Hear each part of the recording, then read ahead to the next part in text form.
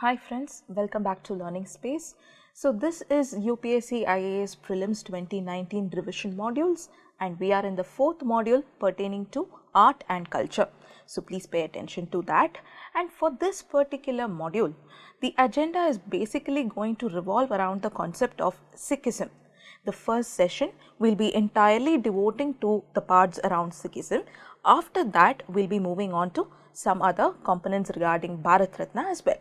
So, why is Sikhism more important for UPSC CSE 2019?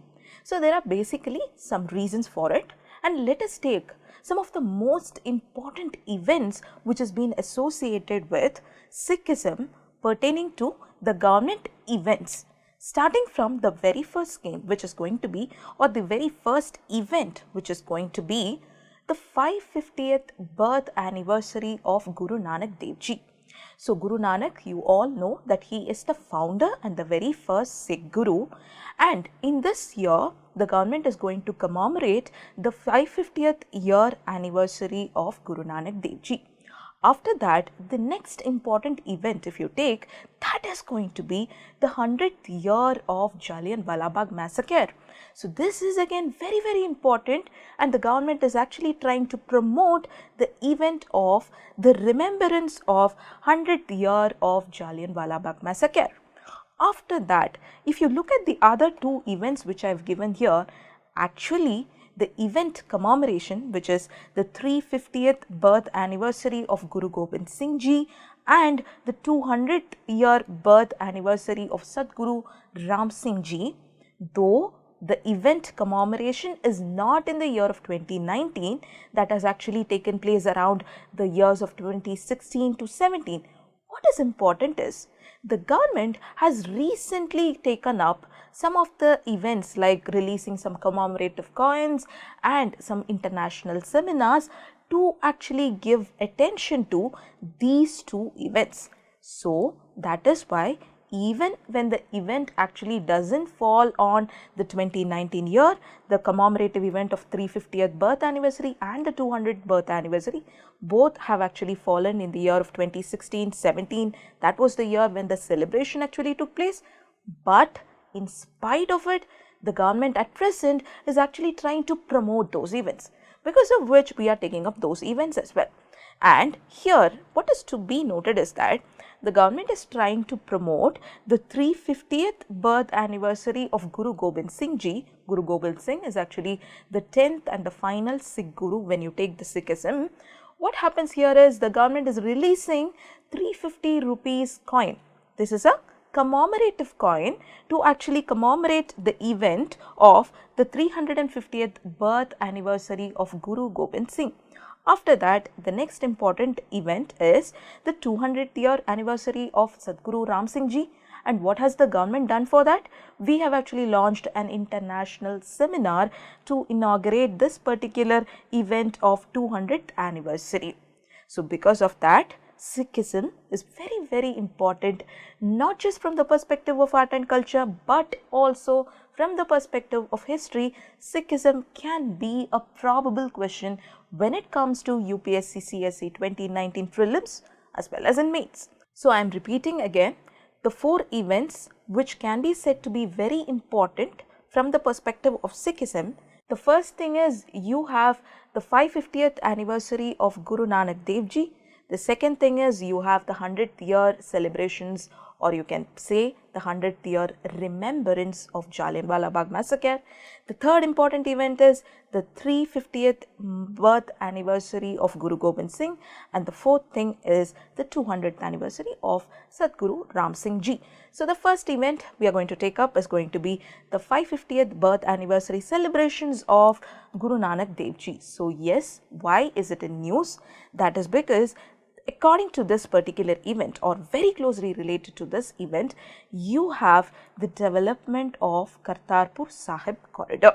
So, this is one important event or one important affair that has been taken by the government to actually commemorate the 550th birth anniversary of Guru Nanak Dev Ji. How is Kartarpur related to Guru Nanak Dev? That is again an interesting question. Now this is the place where actually Guru Nanak Dev Ji, he spent a major portion in the closest or in the last part of his period or in the last part of his lifetime. So in a significant decision, the government has actually taken step to develop this particular Kartarpur corridor. So what is this Kartarpur corridor basically? This corridor is going to link two important Gurudwaras. So one Gurudwara is in Punjab in India and the other one is in Pakistan. So the two Gurudwaras are the Gurudwara Dera Baba Nanak, which is in India, and the other important Gurudwara is Gurudwara Darbar Sahib on the banks of Ravi River in Pakistan. So this Kartarpur corridor is going to link both these important Gurudwaras. Now why is it in news? Again, because of the development of the Kartarpur corridor, pilgrims, the Sikh pilgrims, they will be in a very much advantageous position to very much conveniently visit both these Gurudwaras. The Kartarpur corridor will be implemented as an integrated development project, and what will happen is that this will lead to smooth passage of pilgrims. Let us move forward. What is the significance of this corridor? Now this Gurudwara, which is the Gurudwara of Kartarpur, that was opened to pilgrims after repairs and restoration in the year of 1999. And the Sikh pilgrims, they have visited them continuously, but they need valid visa also. You need to have a valid visa. And if this particular Kartarpur corridor has actually been developed, then it will actually lead to a very smooth passage to the Gurudwara which is present in Pakistan. So what usually happens is that the Sikh Jatas, the Sikh pilgrims, they travel to Pakistan on 4 occasions every year. The first occasion is for Baisakhi. The second is actually on the martyrdom day of Guru Arjan Dev. So actually 2 Sikh Gurus, they have attained martyrdom, and the very first one is going to be Guru Arjan Dev.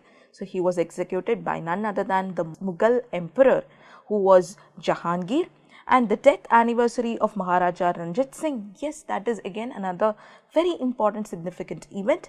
Maharaja Ranjit Singh, he actually ruled some of the parts of the northwestern regions of India under the Sikh Empire. So this is again important. In the early 19th century, Maharaja Ranjit Singh ruled the Sikh Empire in the northwestern parts of India. And the fourth and the final event is the birthday of Guru Nanak Dev. So these 4 events are very closely related to the Sikh pilgrims. So there have been long demands for actually to develop this kind of a corridor. So a bridge needs to be constructed over the Ravi River, and once implemented, this will actually lead to a visa-free passage from one end of India to the other side in Pakistan. So the corridor would bring the Pakistan infrastructure right up to the Indian borders. And development of Sultanpur Lodi. So this is another important place which is again associated with the life of Guru Nanak Dev Ji. So Sultanpur Lodi, this is associated with the lifetime of Shri Guru Nanak Dev Ji. Now this is the place wherein he attained enlightenment, where he attained much of his spiritual training. And this shall be developed as a heritage town on the basis of smart city principles, including energy efficiency. And again, in this town of Sultanpur Lodi, you will also be having some place which is known as Pind Baba Nanak Da.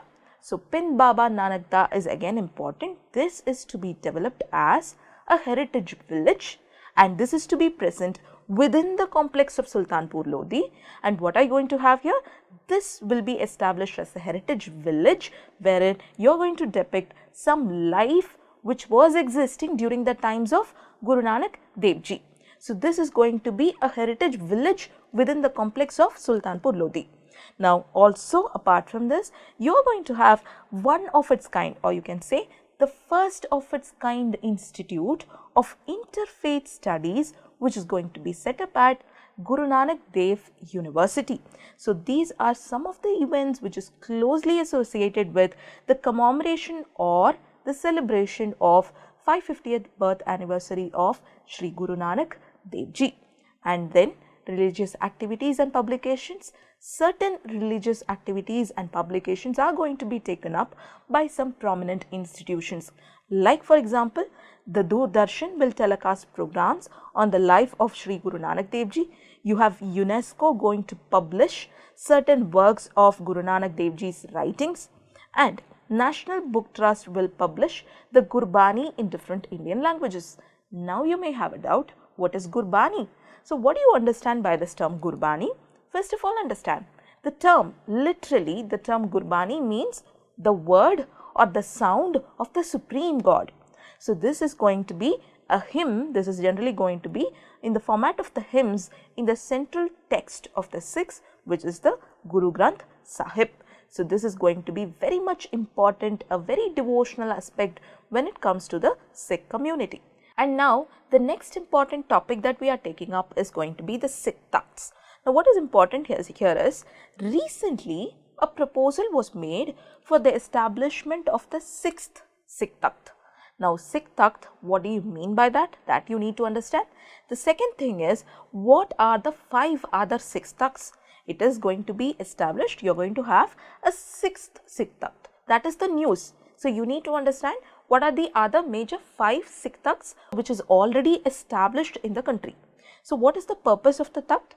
Now Takhts are actually known to issue some Hakam Namas. What is this Hakam Nama? Hakam Nama is actually an order from the Supreme God. Actually, right now in the general terminology, a Hakam Nama refers to an order that is actually issued from time to time that concerns the Sikh community. So recently a proposal was made to establish a 6th Sikh Takht at Guru Nanak's birthplace, which is in Nankana Sahib in Pakistan. So let us further understand about the Panch Takhts. I have actually explained to you that there is a proposal for the 6th Takht, which means that you are already having some Panch Takht, which is very important, especially the location of these Takhts. From a geographical point of view, it is quite important. What do you understand by Panch Takhts? Panch Takhts are 5 important Gurudwaras of Sikhism, which has a significant respect amongst the Sikh community. Takht, the word is quite important. It is a Persian word that stands for imperial throne. So out of all these 5 Takhts, the Akal Takht in Amritsar, this is quite important because this is the oldest and this is the most supreme out of the 5 Takhts. All the major orders which the Sikh community all over the world have to follow is actually issued from the Akal Takht. And also, if one Sikh person, if they actually commit a very grave religious mistake, then the punishment, the religious punishment is also being given from the Akal Takht. Please remember, the Akal Takht is quite important. It is the oldest and this actually revolves around the Sikh Guru, the 6th Sikh Guru of Har Gobind. Whereas if you take the rest of the 4 Takhts, that actually revolves around the life of the 10th Sikh Guru. So there is a difference. Please understand. So you have Panch Takhts. One is going to be the Akal Takht, which is going to revolve around the life of Guru Har Gobind. It is actually set up by Guru Har Gobind, who is actually the 6th Sikh Guru. After that, you have a Takht in Keshkar, Damdama Takht, you have Patna Takht, and you have Hazur Sahib Takht. So these are the 5 important Takhts. So this is the location map which suggests about the Panch Takhts which is present in India. So 3 Takhts are actually located in Punjab, whereas the other 2, they are located one each in Patna, which is in Bihar, and you have one another in Maharashtra. So these are the 5 important Takhts. Please remember, out of all this, Akal Takht is considered to be the supreme most, and these 3 Takhts, which is Damdama, Akal, and you have Keshkar, these 3 are located in Punjab, whereas the other 2 is located in Bihar and Maharashtra respectively. Now about Sikh Takhts, please understand, except for the Akal Takht, the other 4 Takhts are linked to Guru Gobind Singh, who is the 10th Sikh Guru. So as I have mentioned to you, Akal Takht is only related to the 6th Sikh Guru. So it was at Keshkar Sahib that Guru Gobind Singh raised the Khalsa. Please remember this particular event. It was the 10th Sikh Guru who actually raised the Khalsa. the Khalsas of the Sikh. And Patna Sahib is his birthplace, and he spent his final days in Hazur Sahib, and he spent several months in Damdama Sahib. So, this is how the 4 important thugs are closely related to the life of the 10th Sikh Guru. Control. Now, that is again important. If you take the 3 thugs which is present in Punjab, it is actually held or controlled by the Shiromani Gurudwara Prabandhak Committee. SGPC is very important in the Sikh community. So, the 3 thugs in Punjab, it is directly under the control of SGPC, whereas the other 2 thugs which is present outside Punjab, that has a trust and a board on its own. And now let us move forward. Importance of the Akal Takht. As I mentioned to you, Akal Takht is supreme because this is the oldest and was created by the Guru Har Gobind, who was the 6th Guru. Now, importance is that any edict, any order that concerns the entire Sikh community is issued only from the Akal Takht. Not just that, even for any offence that has been committed by any person, the Sikhs who are found to be violating the Sikh doctrine, the code of conduct, they are awarded some sort of religious punishment which has been awarded right from the Akal Takht only. And also, this Akal Takht is actually present within the complex of the Golden Temple in Amritsar. Scholars say that the first Hakamnama was issued by Guru Har Gobind from the Akal Takht only. And as I mentioned to you, this Akal Takht was initially a raised platform, a mere platform. But after that, as of today, it is actually present in the form of a 5-storied building. So, the Akal Takht was initially a raised platform that Guru Har Gobind built in front of the causeway which leads to the Sanctum Sanctorum of the Golden Temple. Now, it is seen as the first marker of Sikh nationalism because this is where it symbolized the coming together of the political sovereignty of the Sikh community. We have already discussed about this particular point in our static modules as well, but I am bringing it back again here. What do we discuss there? We discussed that when you take the Sikh community, it is not just the religion, it is not just the spiritual aspect which is important, but also the Sikhs are very much concerned about their political sovereignty as well. So, this particular Akal Takht, it symbolizes the coming together of the political sovereignty of the Sikh community, which is referred to as the Miri, along with the spiritual authority which is referred to as the Piri. So, this is a symbolization of the coming together of these important spiritual aspect as well as the political aspect, and this is therefore seen as the first marker of Sikh nationalism, and right now it is present in the form of a 5-storied building today, and the very first story that actually houses the Guru Granth Sahib as well. And now let us move on to the next important issue that we have. We have the 200th birth anniversary of Sikh philosopher Sri Sadguru Ram Singh Ji. I am repeating the point. This particular event, though the event celebration has taken place around the year of 2016 and 2017, what is very important is even now the government has been taking up the ceremony in the form of an international seminar. So, we need to understand about this particular personality in detail. So, recently Ministry of Culture inaugurated an international seminar to commemorate the 200th birth anniversary of the Sikh philosopher Sadguru Ram Singh Ji. What is so special about him? So, he actually is credited to have formally inaugurated the Kuka movement. So, the Kuka movement is actually a part of India's struggle for freedom. However, the movement can be said to have found its initial roots in 1840 by Bhagat Jawahar Mal in Western Punjab. Now, what is important is, it is said that the basic point, the nascent roots, the initial roots of the Kuka movement, that was actually found by Bhagavat Jawahar Mal, but later on it was built and consolidated into a formal Kuka movement by Sadguru Ram Singh Ji. That is the difference. That is why in most of the books you can find the Bhagavat Jawahar Mal name with regard to Kuka movement, but please remember Sadhguru Ram Singh Ji is also associated very closely to the Kuka movement. That is because he is the person who conceptualized and formalized this particular Kukas. He organized them into a proper movement. So please remember both these people's name. And let us move forward. A quick life history about Sri Sadhguru Ram Singh Ji. So he was born in Ludhiana. He was a great spiritual guru, a philosopher, a social reformer. So why do we call him to be a social reformer?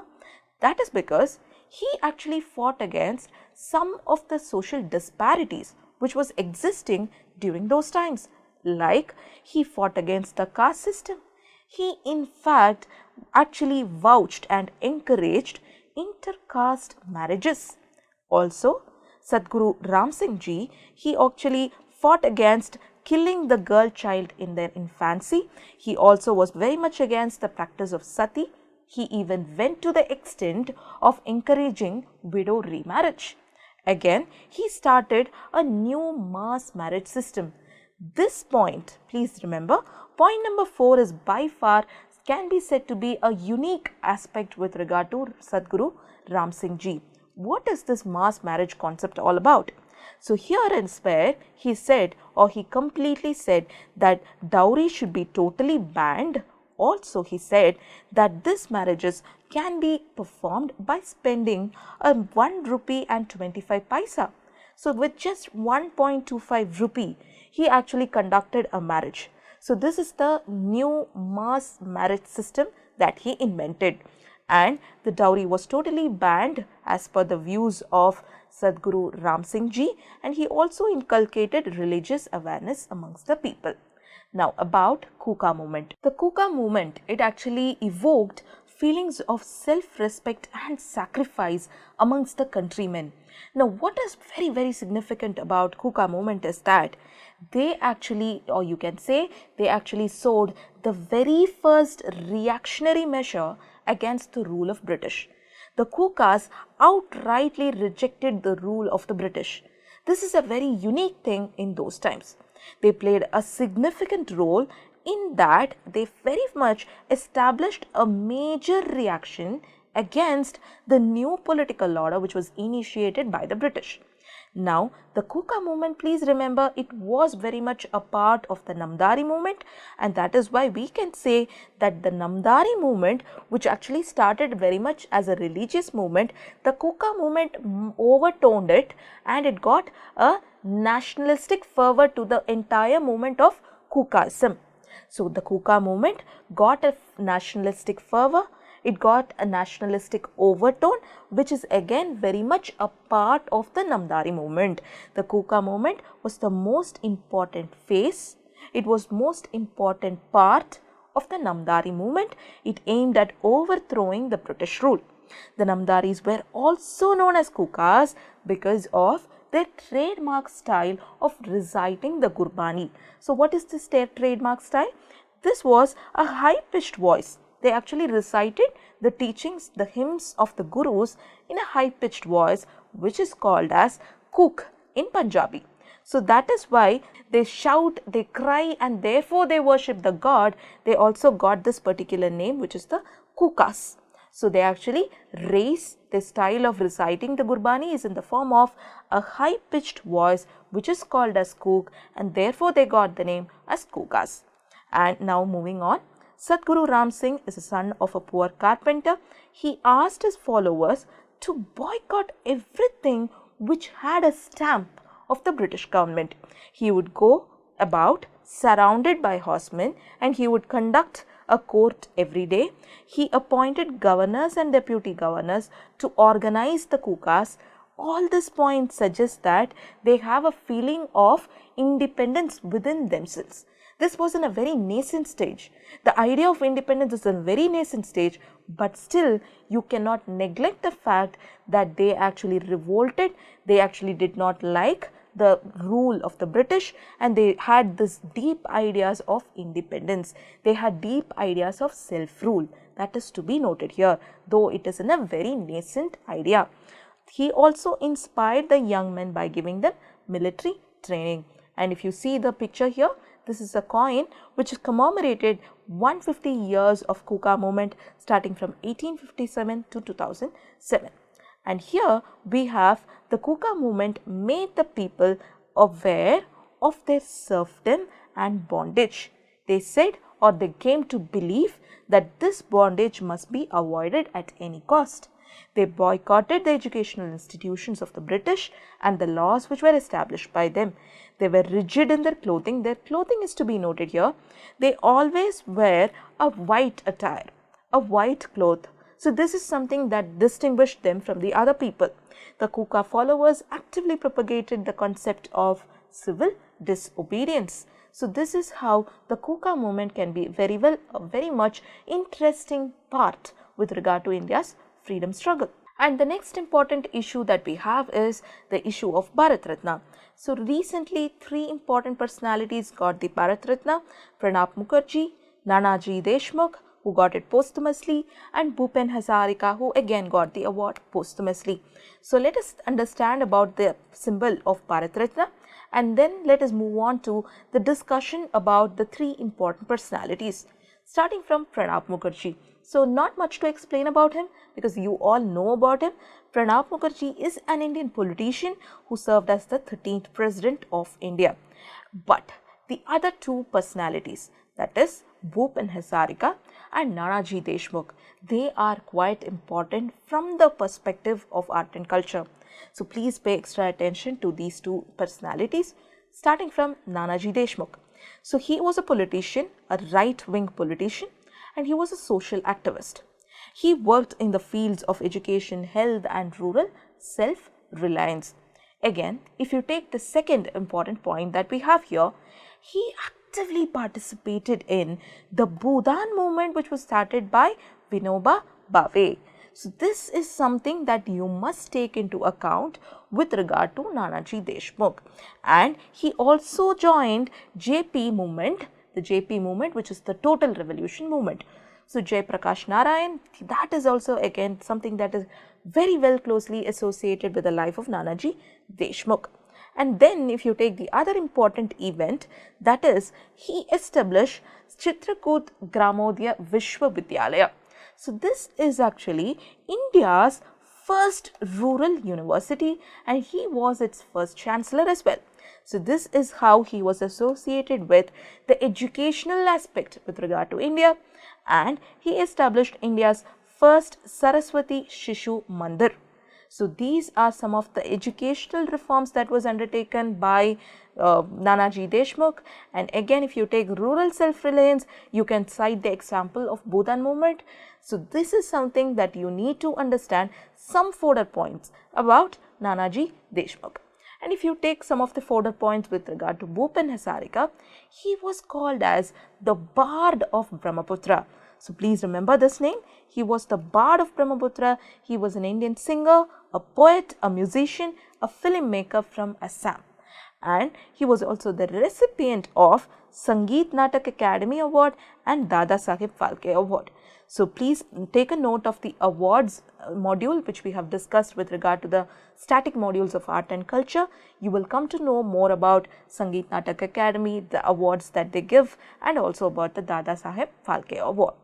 And interestingly, one another event which has been closely associated to Bhupen Hazarika is that recently the longest river bridge in India, the longest river bridge, which is the Dola Sadia bridge, that was actually named after Bhupen Hazarika. So this bridge, as you all know, it is present in Lohit River. So please remember these important events which is associated with Bhupen Hazarika.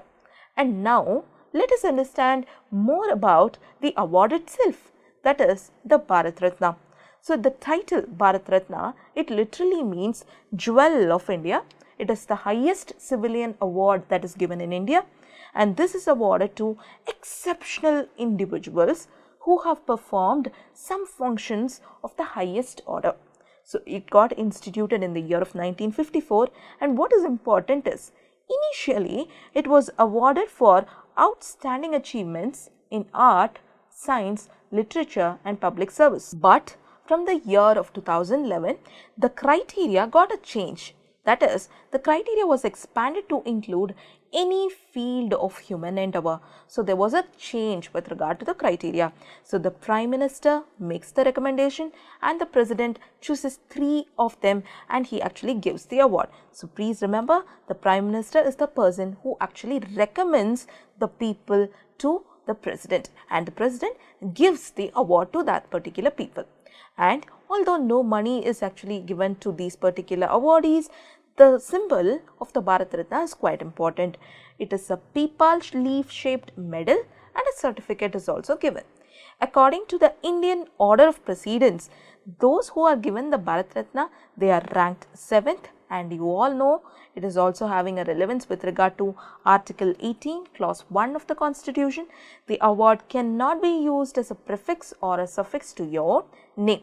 And now moving on to the Padma Awards. Now what is important here is the distinction between each of these Padma Awards is quite important. For example, take the second highest order, which is the Padma Vibhushan. Here it is given for exceptional and distinguished service. And if you take Padma Bhushan, this is given for distinguished service of a high order. And if you take the Padma Shri, it is actually given for a distinguished service, which is the 4th degree honor. The words are important here, I am repeating. It is for exceptional and distinguished service, whereas this is just for the distinguished service of a high order. Whereas if you take Padma Shri, this is for distinguished service alone. So this is the difference between each of those individual Padma Awards. And now we are moving on to the different issue. We have the Prasad Scheme. So what is important with regard to Prasad Scheme is that here the government has recently included 3 sites. And now the number of sites has become 41 in 25 states. So what are the recently added sites? We have the very first site, which is the Gangotri and the Yamunotri. So Gangotri is the Hindu pilgrim town from where you have the Ganges actually originating. So then you have Yamunotri, which is the source of the river Yamuna. And now if we move on to the next important site, that is actually Amarakantak. So if you take Amarakantak, quite a few points with regard to geography I am telling here. That is, this is actually the meeting point of Vindhyas and the Satpura ranges with the Maikal ranges acting as the fulcrum. And again, another important point with Amarakantak is that the radial drainage of the river system. Please do not forget the radial drainage pattern which you can find in Amarakantak, and it is also referred to as Tirthraj, which is the king of pilgrimages. And if you take the mystic poet Saint Kabir, he is said to have meditated at Kabir Chabutra in Amarakantak. So these are some of the points which you can cite with regard to Amarakantak. And now the third important site is going to be Parasnath. So in this mountain peak, it is a mountain peak in the Parasnath ranges. Here you have the very famous Jain pilgrimage site, which is the Chicagee Temple. So a few further points also we gave with regard to the important sites which have been added quite recently to the Prasad Scheme. And what is this Prasad Scheme all about? Now this is basically to improve the infrastructure at certain pilgrimage centers. So that is the important point which you have to take a note with regard to Prasad Scheme. So the objectives of the scheme, that is, this particular scheme aims to harness the pilgrimage tourism for its direct and multiplier effect on employment. We have already discussed how a tourism, especially your pilgrimage tourism, will have a considerable effect upon the local employment, the local livelihood of the people. To create awareness among the local communities about the importance of the tourism for them, for their respective livelihood. And it is also to improve their living standards, to promote the local arts and culture, and so on. So please take a quick look at the objectives of the scheme. And very closely related to your Prasad Scheme is your Hriday Scheme. So what is important here is, it is also again closely related to the heritage cities, but this scheme has been actually undertaken by the Ministry of Housing and Urban Affairs. So when you read the Prasad Scheme, please read it along with the Hriday Scheme for a better understanding. So that concludes the module for the day. Thank you so much. Have a nice day.